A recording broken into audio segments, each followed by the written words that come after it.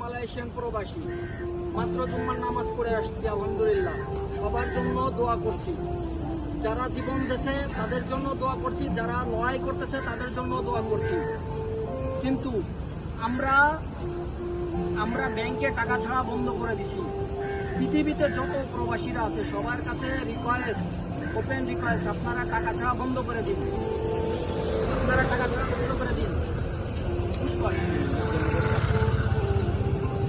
আপনারা টাকা ছাড়া বন্ধ করে দিন, যাতে বাংলাদেশে অর্থনীতি আরো ডাউনে যায়।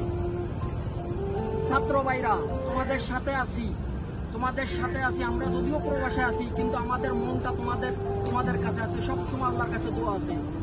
তোমরা দেশ স্বাধীন করো, আমরা দেশে অর্থায়ন যোগান দেব। 12 বছর ধরে অর্থায়ন যোগান দিচ্ছি, আরো দেব। এবং আমার সন্তানের ভবিষ্যৎ ছাত্র ভাই তোমাদের হাতে।